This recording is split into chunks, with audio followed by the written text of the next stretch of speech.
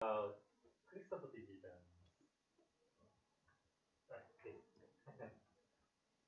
Okay, thanks for the introduction.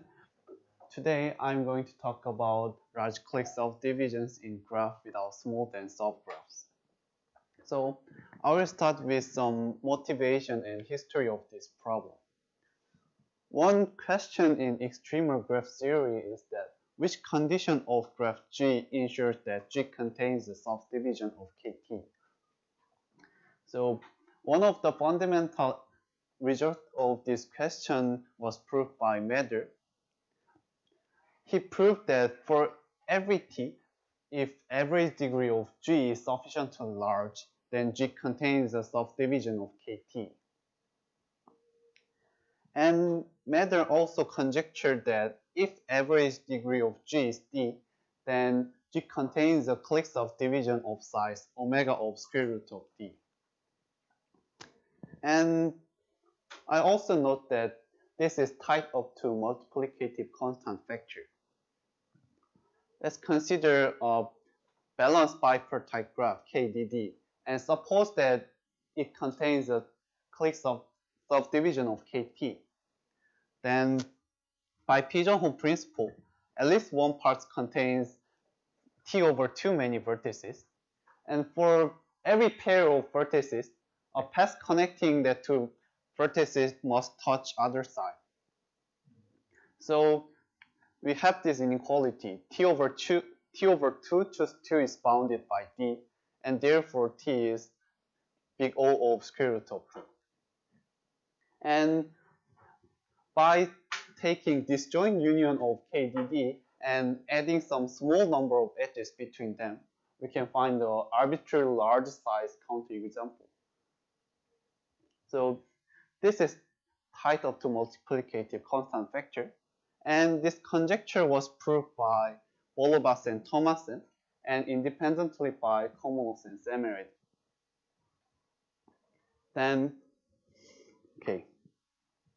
Then the next question is that if we avoid a structure looks like KDD, so it contains many copies of K22. So Mather conjectured that if G is K22 free, then G contains a clique subdivision of size linear in average degree D. And there are some partial results. One result is that if G is K22 free, then G contains a clique subdivision of size D over some polylog of D. And another result is that instead of K22 free, if G is some even cycle free, then G contains a clique subdivision of size linear in D. And a few years later, Liu and Montgomery finally proved this Mather's conjecture. They furthermore proved that if for every T and S, a graph is KST free, then G contains a clique subdivision of this size. By plugging SB2, we have that this power is 1, so we get a result of linear size if this S and T is 2. In the paper of Liu and Montgomery, they conjectured that if a graph G contains no smooth and subgraph, then we can also have a clique subdivision of linear size linear in average degree D. So I will state their conjecture more formally. So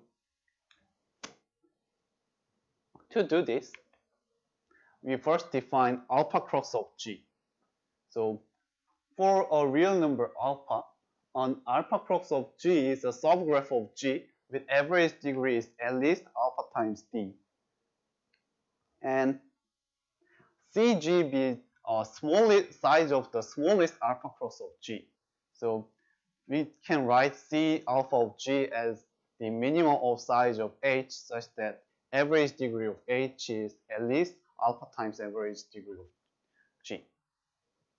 Note that it measures a kind of essential order, which means that recall our previous example. So if you have many vertex disjoint KDD and add some small number of edges between them, then clique subdivision in whole graph is almost equal to clique subdivision in one KDD. And then this definition just capture one KDD. So it is why I'm saying that it is kind of essential order. So I originally draw some gray edges in between here, but I think it has some color issue because this monitor shows gray part correctly. So if okay, so anyway, so this alpha of G has some kinds of essential order. Then Liu and Montgomery conjectured that if CG is much larger than D, we can find the clique subdivision of size D. More precisely, we can find the clique subdivision of minimum of size D and square root of CG and log CG, where CG is C1 over 100G. Note that this number 1 over 100 has no specific role. So we just replace by any small fixed constant, then everything still works. So this is their conjecture. And I also note that this conjecture is also tied up to multiplicative constant C. Why it is true? Consider the following example. Let G be a 1000 regular random graph and H be a D over 1000 blow up, which means that we replace every vertex V of G by an independent set IV of size D over 1000. And assume that H has a clique KT subdivision, and let T be larger than 4 times D to the 5 over 6. It is just for technicality. And let X be a core vertices of KT, which means that a vertex in H that corresponds to a vertex in KT in the subdivision. And let IV be an independent set of H corresponds to a vertex V in G. Then we have the following two observations. One thing is that for every V, intersection of IV and X has size bounded by square root of 2D. It is very simple because neighborhood of IV has size exactly D in H. And for every pair of vertices in IV intersection X, a path connecting the two vertices must touch the neighborhood. So again, we have that.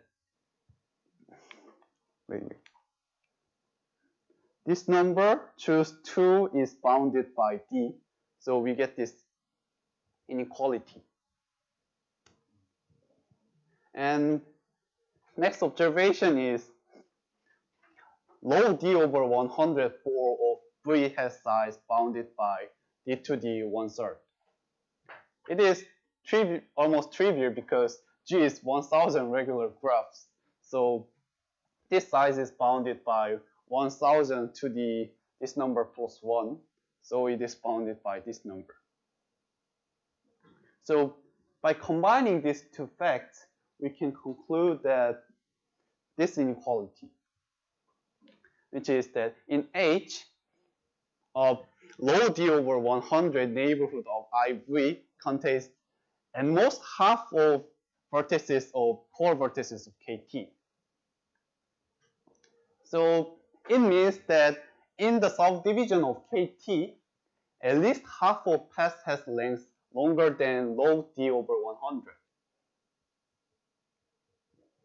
And therefore, we get this inequality because it is number of total paths and it is length of path over 2. And this number is size of H. So we get this inequality, and therefore T is bounded by D over square root of log D. And finally note that with high probability, if D is sufficiently large, then C of H is omega of D square. So by combining all of these results, we can conclude that T is bounded by big O of square root of CH over log CH. So we get the previous conjecture by Liu and Montgomery is tight up to multiplicative constant factor.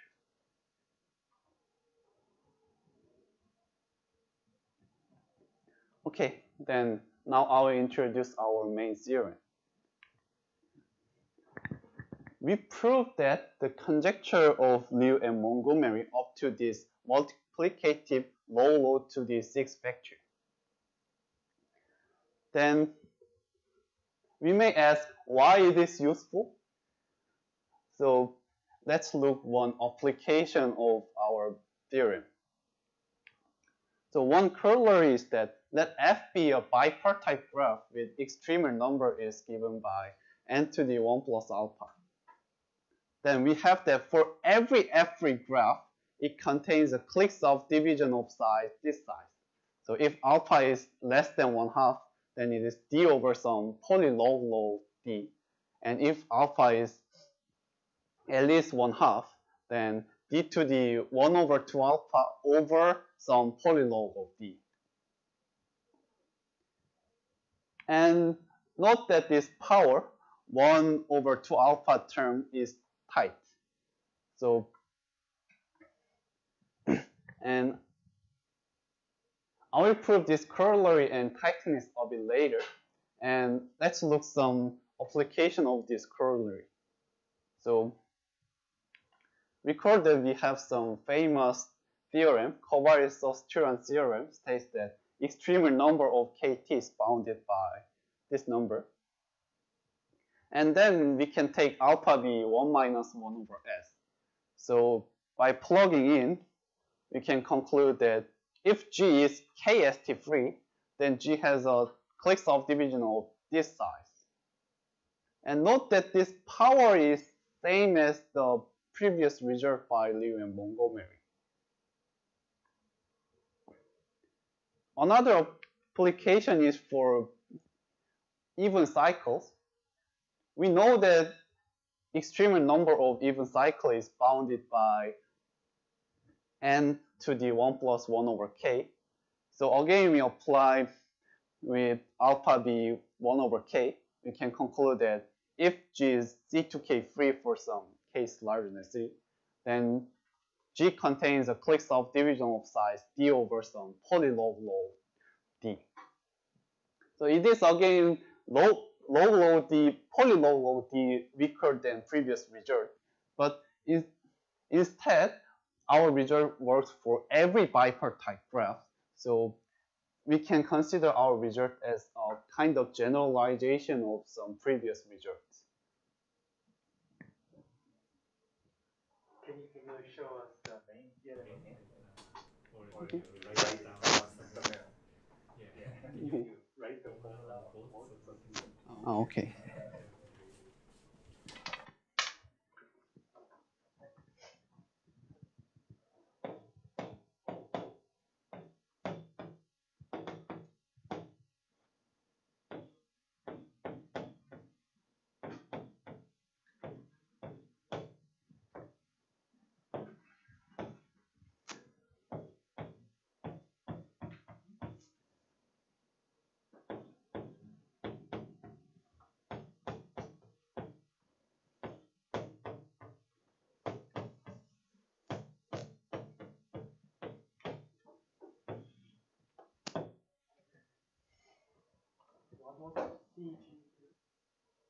So it is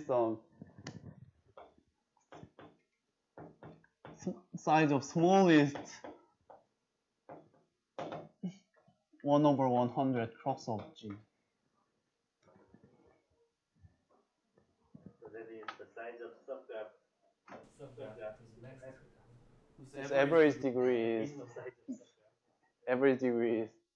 at least d over 100.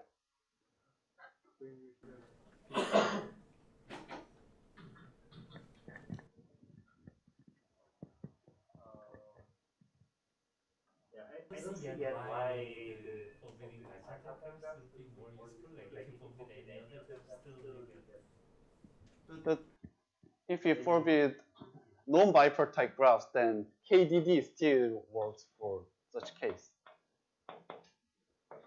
So in this case, square root of d.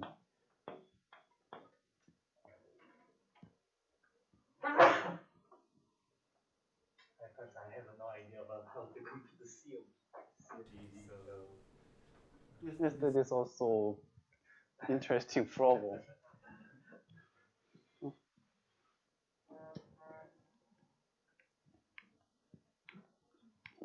Anyway, so now I'll prove this corollary and the tightness. So idea is very simple. Let G be a F-free graph and let H be a largest 1 over 100 cross of G, which means that size of H is exactly C of G and average degree of H is dg over 100. Then H is also F-free, so we have this inequality. So by divide by H, we can conclude that C of G is omega of d to the 1 over alpha. Then by just plugging in, we have that this one is equal to this one. Then our main theorem states that every graph contains a clique subdivision of size minimum of this one and this one. So if alpha is smaller than 1/2, then this one is smaller. And if alpha is at least 1/2, then this one is smaller. So we finished the proof of the corollary. And for tightness, suppose that extreme number of f is theta of n to the 1 plus alpha. Then we have a bipartite F-free graph G such that number of edges is omega of n to the 1 plus alpha. Then by the same proof of the KDD case, we can show that if it has a KT subdivision, then T is bounded by big O of square root of n. It is just same proof of the previous. If it has a KT subdivision, then one side contains T over 2 many vertices. So T over 2 choose 2 is bounded by n. So we get this inequality. And second inequality is just comes from this number of edge condition. So we get the tightness of the corollary. So this is end of introducing our main result. So I will now move on to the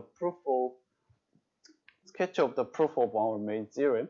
But before move on, is there any question? What is the cost of the hyperty? I think it depends on alpha. So Hyperty. yes, you mean What is it?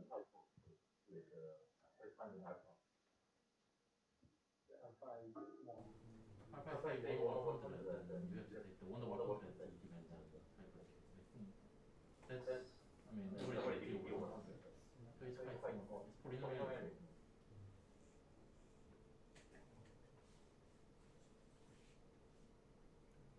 yeah, maybe.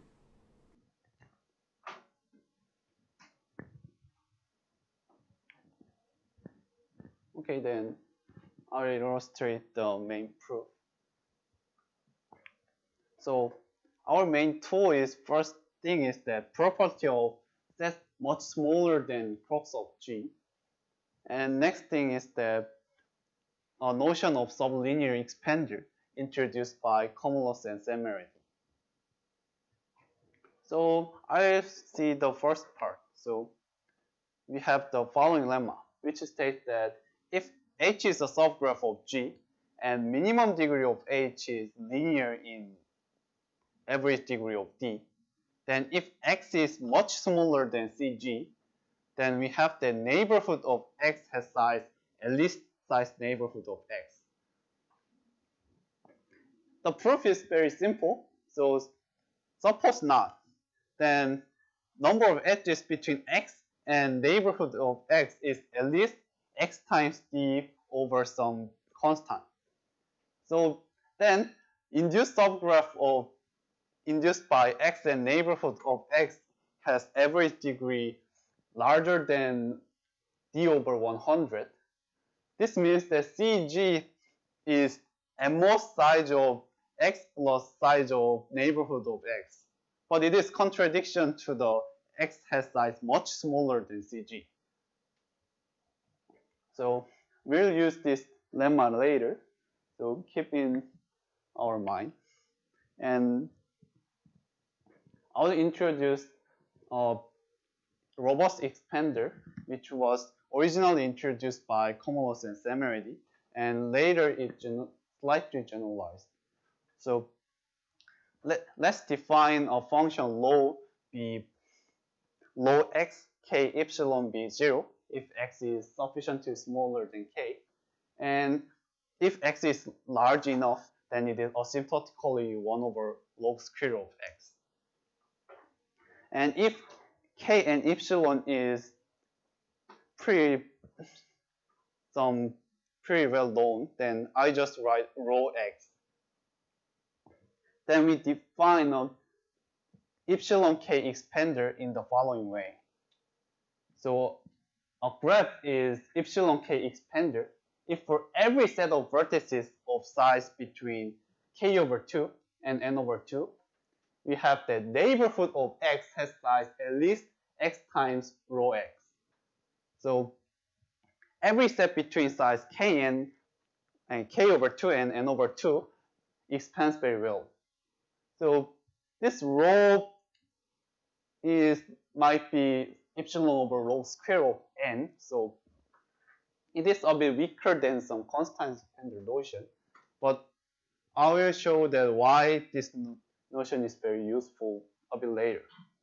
But this definition is slightly weak to prove our main theorem. So we'll use instead a slightly generalized notion called robust expander, which is that same condition as before, and for any relatively small set of edges f, x still expands very well inside of g minus f.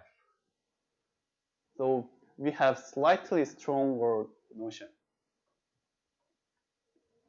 Then why it is useful? I will introduce 3 lemmas that explain why it is useful. Okay, the first lemma is that if epsilon is very small, then every graph contains an expander with average degree is as dense as original graph, and minimum degree is also close to average degree. So every graph has such expander. So in our main theorem, we may assume that G is an epsilon k robust expander. This lemma also originally was only for expander, but by slightly modifying the proof of Komlós and Szemerédi, we can also prove it for robust expander. And the next lemma is called short path lemma.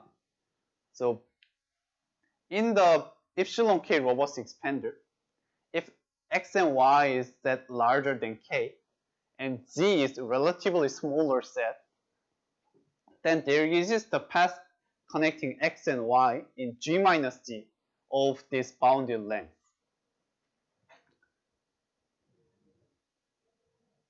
So proof is very simple.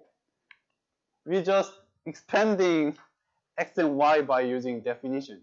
then as G is very small, this nth ball of X and nth ball of Y increase exponentially until they reach to n over 2.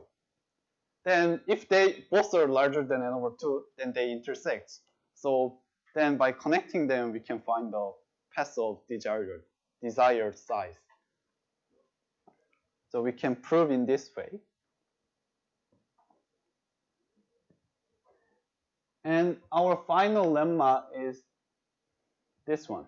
So if, again, G is epsilon k robust expander. So if W is very small set of vertices, then average degree of G minus W is not too small.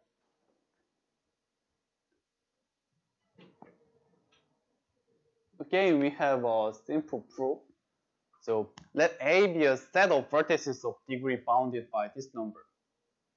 If we don't have this many vertices, then just we are done. Every other vertex has degree larger than this one, so we get average degree this number. So let A be a set of D over 10 many vertices of degree smaller than this one in G minus W. And let F be a H between A and G minus W minus A. Then as A has small degree, number of edges in F is small. So this shows that G minus A expands very well by the definition of robust expander. But W is small. So neighborhood of G minus F, A in G minus F should contain in W, but W is too small, so it is contradiction to our definition of robust expander. So A instead of N over 10 vertices or D over 10? where you I mean, the size of A is it D over 10 or N over 10? N over 10, sorry. Yes, N over 10.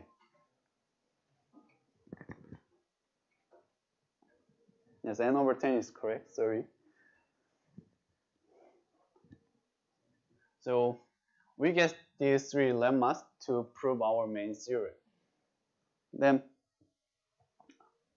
our proof strategy is the following. Using the lemma, we found an epsilon k robust expander H inside of G. And then we built some nice subgraphs inside of H to get a clique subdivision. So what is such nice subgraphs? We will use webs for this nice subgraph. So what is web? So we define H1, H2, H3 unit is a graph obtained by starting with H1 many vertex disjoint stars with H2 many leaves. And there is a vertex called the center. And we have many internally vertex disjoint passes of length and most H3 that connect center and stars. So this graph is called H1, H2, H3 unit. And H4, H5, H1, H2, H3 web is defined almost similar, but instead of stars, we connect the center vertex and units. So we need to remember these parameters for later. So I will draw it here again. So we have a center vertex, and we have H4 many branches, and this path length is bounded by H5. And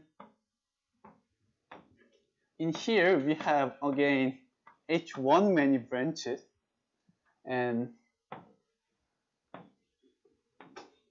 this stars at size H2, and this path is bounded by H3.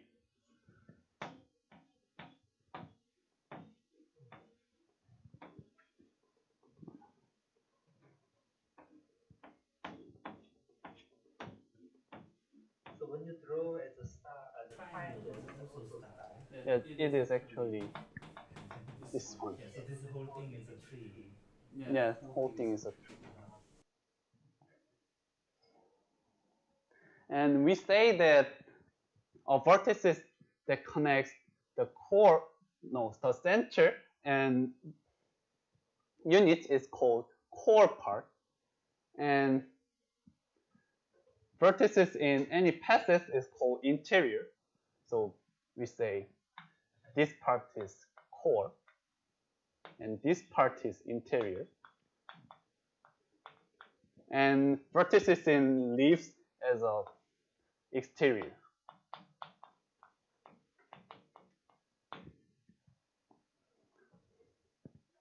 Then suppose that we have many internally disjoint webs, then we can connect them to get a KT subdivision. More precisely, suppose that we have, so here is also blue one in here. Okay, so anyway, so if we have many internally disjoint webs, then we connect exterior of these webs gridly. And then we extend this path to connect the center of two webs. And we can avoid all the core of webs and all the previously built-in passes.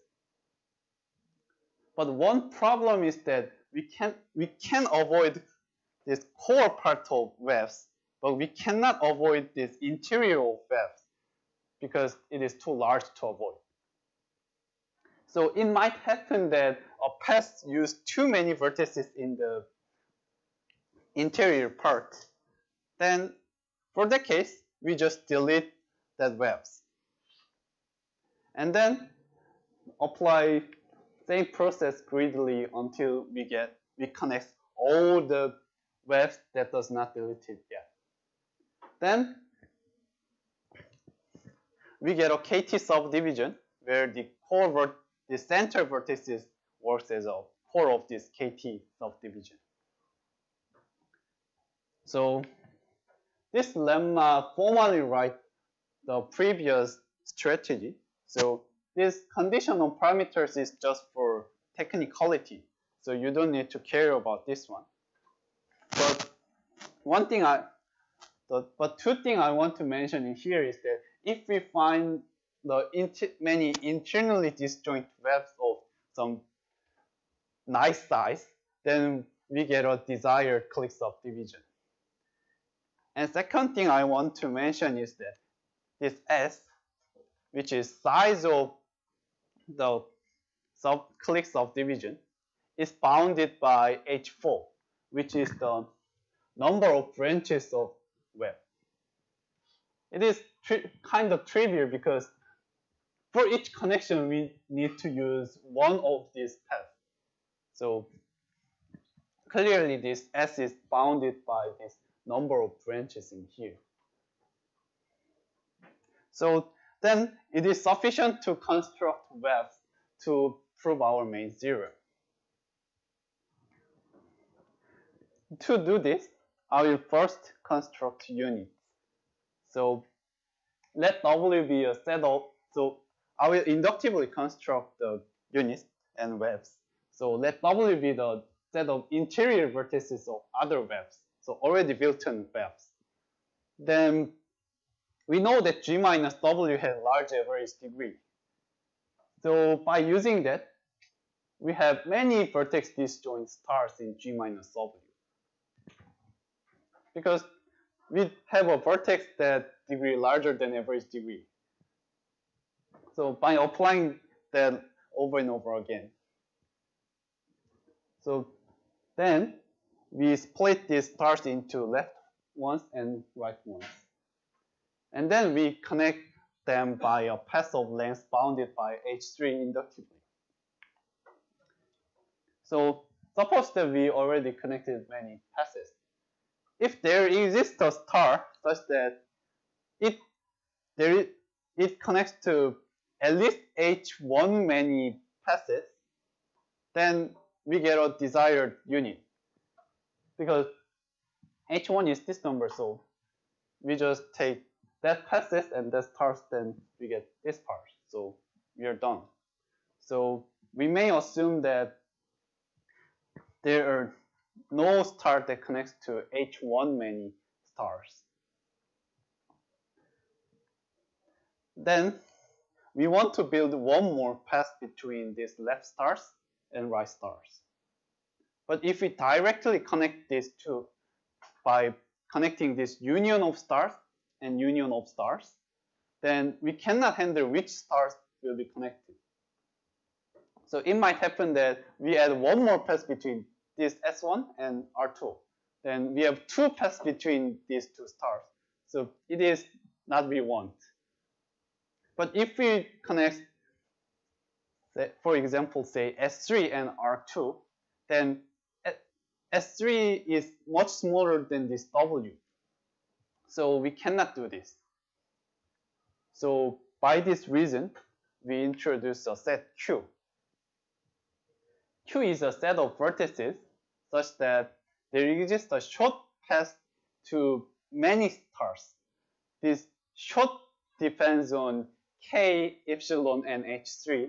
So I will not write the precise formula of this short, the exact length of this short, but anyway, we have Q is a set of vertices such that we have many paths to left stars.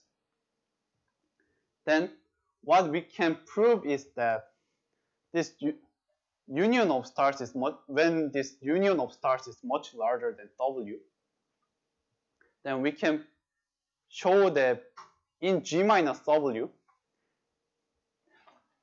all of Si increase exponentially, except only for few many indices. So using that, we can show that Q is much larger than W.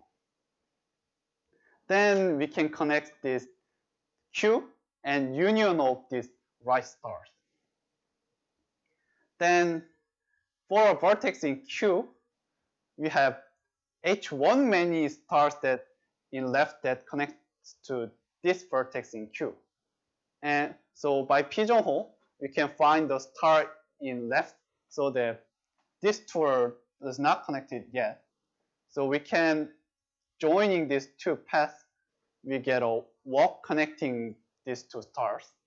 And we just simplifying that we have one more path. So we inductively applying this process, we can conclude we can get a desired unit. And I note that in the lemma, this path length is this number. So this number appears in connecting this R and Q. So we are constructing units. So this path is this part. So we have that H3 is at least 2 over epsilon times log cubed times 15n over k.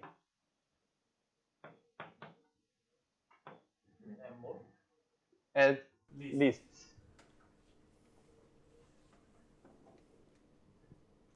Because it is length of path. So it is upper bound of length of path, and it should be lower bound of length of path. So I note it here. And constructing web is much simpler. So again, G minus W has many units and stars by applying previous argument. And then we connect them again inductively. So if we have H4 many passes to units, then we are done. And if not, we will find one more. But before do that, I also note that this star has size this one by our previous lemma. And also note that size of this star is at least size of this H4 because you have this star and using these points to connect units, so this is at most number of branches in the web.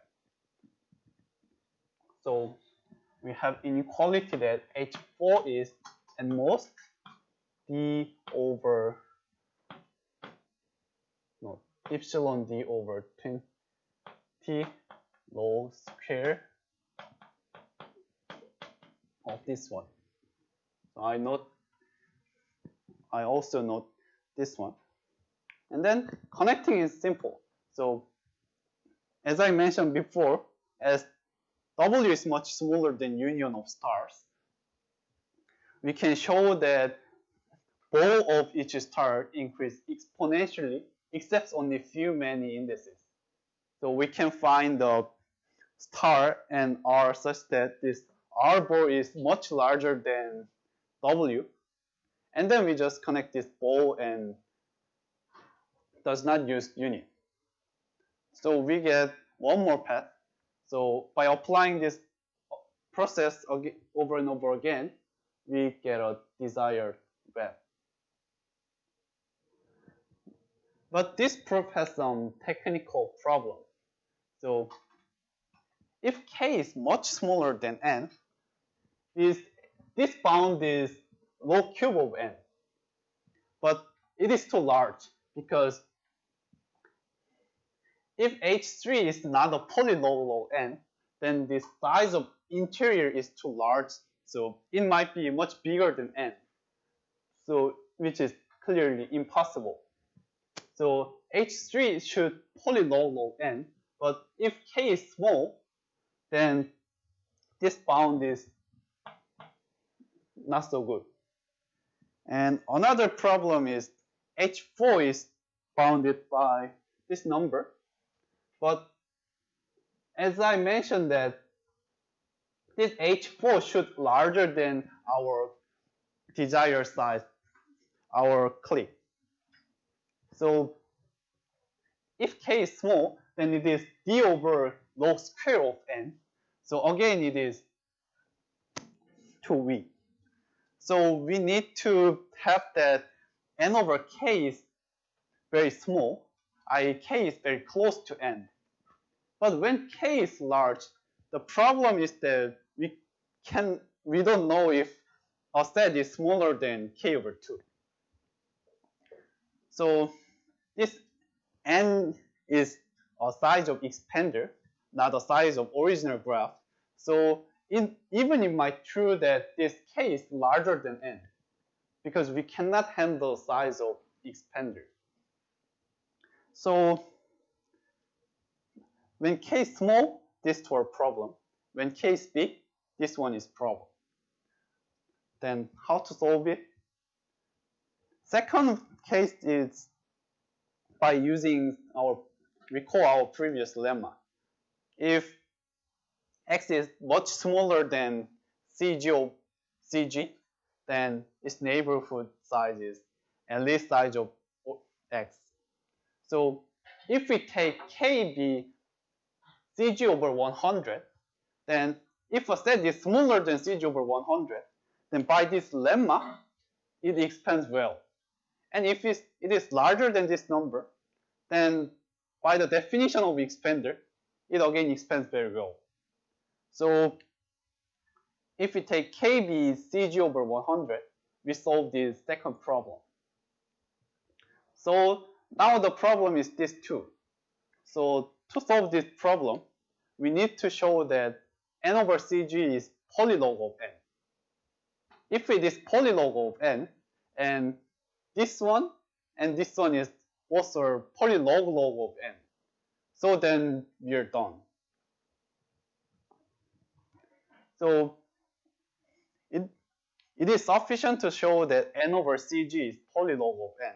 Then every previous process works very well. So we get a desired clique subdivision. So to do this, we slightly modify our basic proof strategy. So originally we just find the robust expander inside of G and build internally disjoint webs, but we add 2 more steps. So we first take KB epsilon d, and then we prove polylog weaker than weakening of the conjecture, not a polylog weakening of the conjecture. And then we take KB d squared. Then we prove that under this assumption, we prove the main result. And after that, we move on to when k is CG over 100 case. Then why it solves our problem? Because if these 2 previous steps works very well, then we may assume these 2 inequality.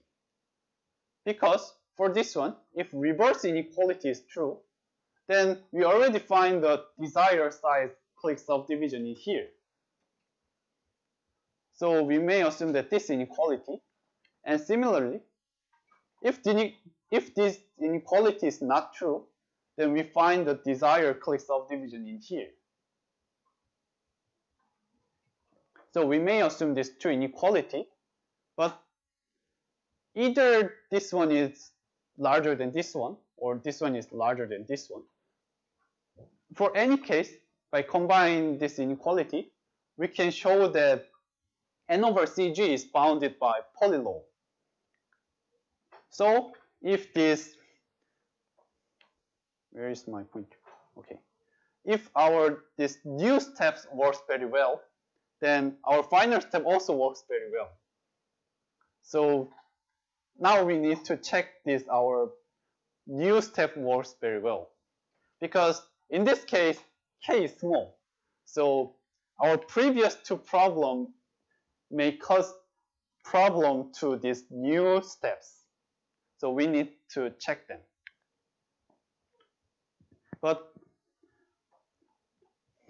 why we have this inequality of H3? Because it might happen that size of interior might larger than n. But okay. But in the first case, we want to prove polylog weaker result, not a polylog weaker result. So these 2 problems is not problematic. And for the second case, in this square case, we assume that this inequality, so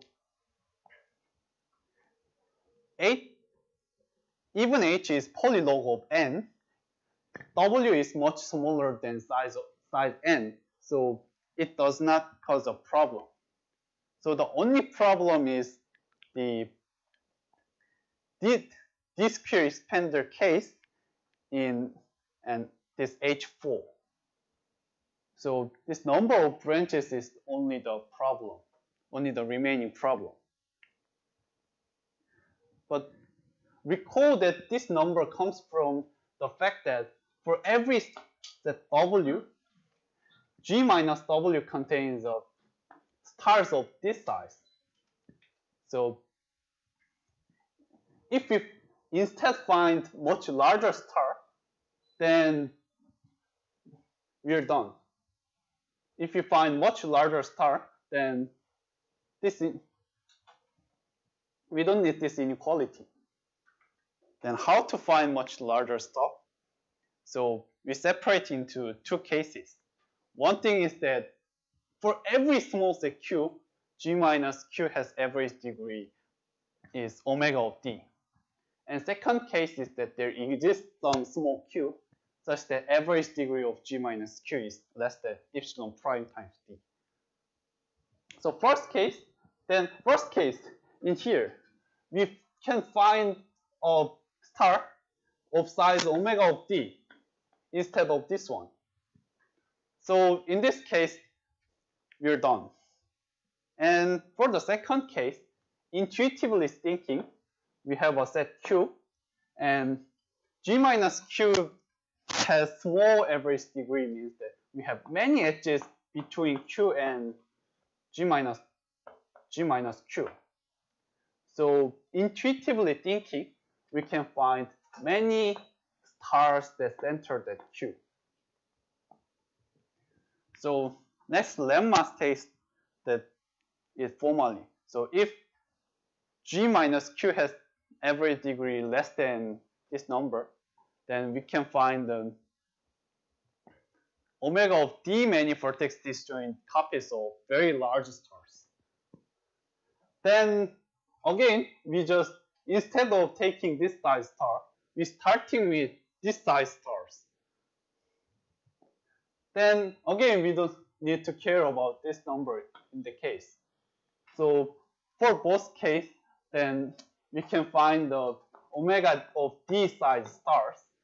So we can find the desired size webs.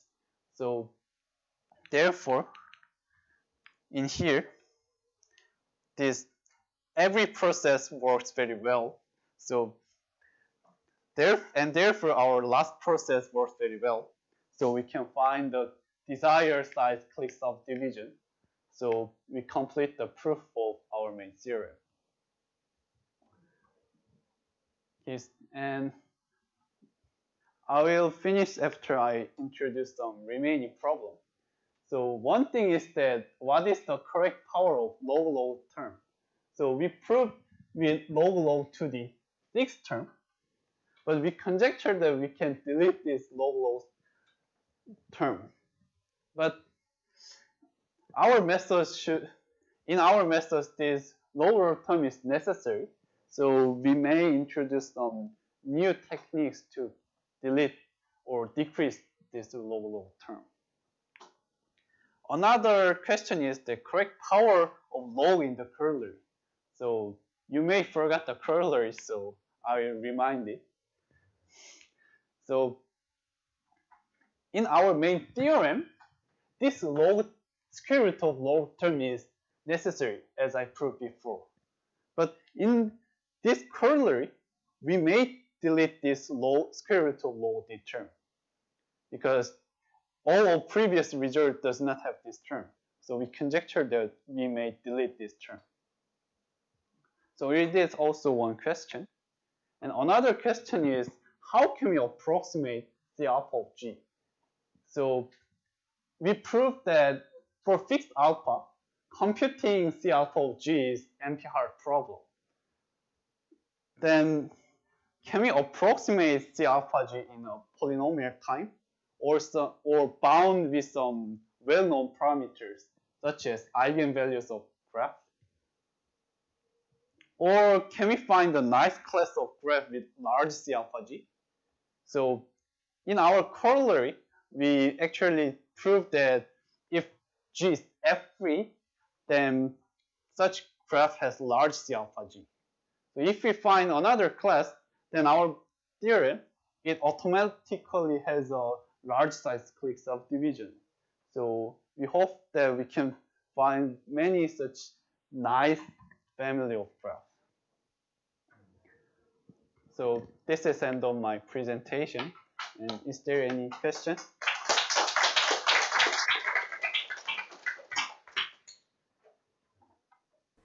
Any Okay. For the clique subdivision, can he guarantee the size of the length of the each branch vertex? Can he bound the log? So actually we can bound, but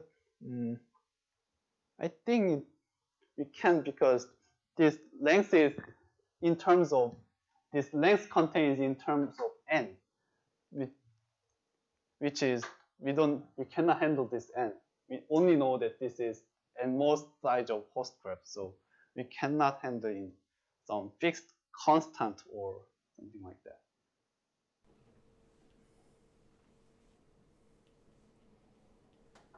Can you scroll this corollary again? So when the graph is F3, then this. Oh yeah, I mean maybe many pages ago when you have no KAIST, then what that changes.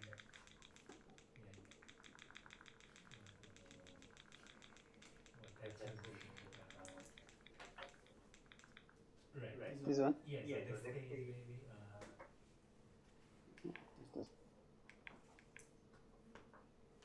Which page? Yes.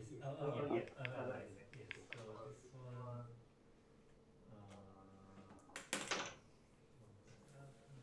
So this one.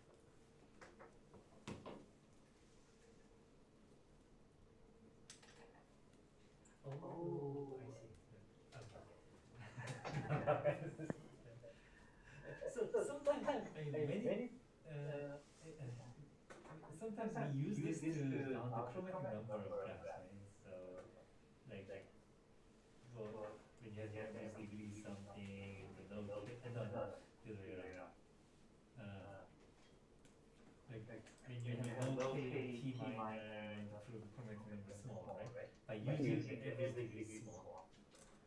So here, if you use this theorem and say, well, when you have a no-KT subdivision and has some other conditions, then you can say the chromatic number is small because average degree is small. I wonder whether this could give us slightly better estimate of the chromatic number when C of G could be better. Have you thought about this direction? I didn't think about that direction, but that seems also interesting. So, Well, it's a very natural one. So I think it was Fox, Lee, and Seonghyuk. They have a paper talking about subdivision, Komlós subdivision, and chromatic number. There's even open formula asking for some relation between the size of subdivision and the chromatic number. Yeah, so since you have the average degree formula, that may give some measure, but of course you have to control C of G. If C of G is also given from some D, so as a corollary, when you have some F pregraphs, you can say something, but I don't know how good it is compared to the normal.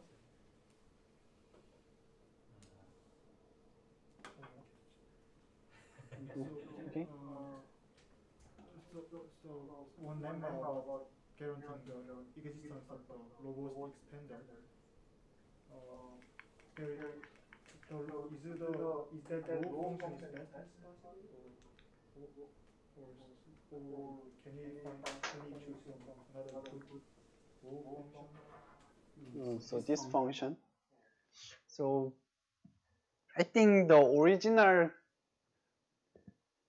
theorem of Komlós and Szemerédi states that for every function satisfying that it is decreasing for it is larger than something, and x times it is increasing and some satisfies something, then we can use that function instead of this row. So it might be we can find some better function for different direction we want to use. But Essentially, both flow is 1 over log, the single flow. So using the same flow, you can flow 1 over log 1 plus split over 1. So almost there. Why 1 over log is best possible? By considering hypercube. For hypercube, we don't have subgraph whose expansion is better than 1 over log. So then, if we change it to some like log 1 over log, then can you improve your result? Change You wouldn't affect the log term.